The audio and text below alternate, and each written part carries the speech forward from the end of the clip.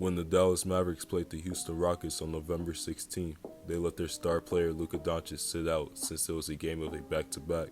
The Mavericks played the Clippers the day before their game against the Rockets, and Luka hit a game-winning three to help their team win. I thought that even though Luka would be sitting out, the Mavs would still win the game against the Houston Rockets. However, the game wasn't even close, and the Mavericks lost to the Rockets. This led me to question whether the Mavericks are actually contenders in the West. The reason I'm unsure of the Mavs is because they are dependent on Luka a lot more than they have in recent years. Luka Dončić is a talented player who has achieved a lot in his career, like being an All-NBA and an All-Star. However, I don't think it's a good idea to let Luka be the majority of your offense the whole season. Last season, the Mavericks made it all the way to the Western Conference Finals, but Dallas had a second option on their team that could take the pressure off of Luka, and that player was Jalen Brunson.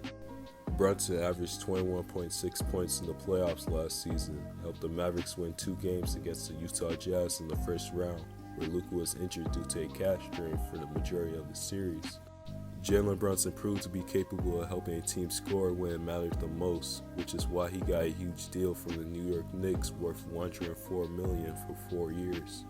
Since the Mavericks lost Brunson, they are missing that second star player that can help Luka Dončić. During the offseason, Dallas traded for Christian Wood, who is talented at scoring the ball, but can't seem to stay on the court that often because he isn't that good of a defender. This causes the Mavericks to give more minutes to their other players that can play center, like Dwight Powell and Maxi Kleber. They also signed Kemba Walker during the season, who was a 4-time All-Star and is a really good scoring guard. Walker will be able to give the Mavericks another player who can handle the ball and run the offense.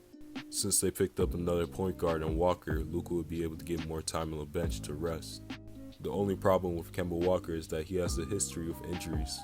And it seems like his injuries haven't gone anywhere either, because the Mavs general manager, Nico Harrison, said that Walker's knee is not good, but it's the best it's felt in years.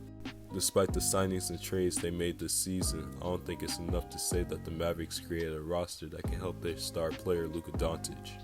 I believe that the Mavericks are a playoff team, but their team doesn't seem built to compete for a championship. Teams will probably get the ball out of Luka's hands more and make the other players on the Mavericks score. The last time the Mavericks traded for an all-star caliber player was when they traded for Kristaps Porzingis.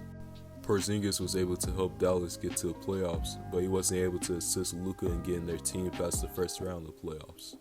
This caused the Mavericks to trade away Porzingis to the Washington Wizards for a few role players. The Mavericks are probably waiting for the right player to pair Luka with because they don't want to mess up their opportunity to get a star player like they did when they traded for Kristaps Porzingis. The Mavs should really consider trading for a player during the trade deadline because I don't think the roster they have now will help them contend in the West. If Dallas keeps on relying on Luka to score 30 points each game to have a chance to win, then it can negatively impact Luka and their team. The Mavericks need to figure out a way to keep their team functioning without Luka's help, or they could possibly fall in the play-in tournament and even miss the playoffs.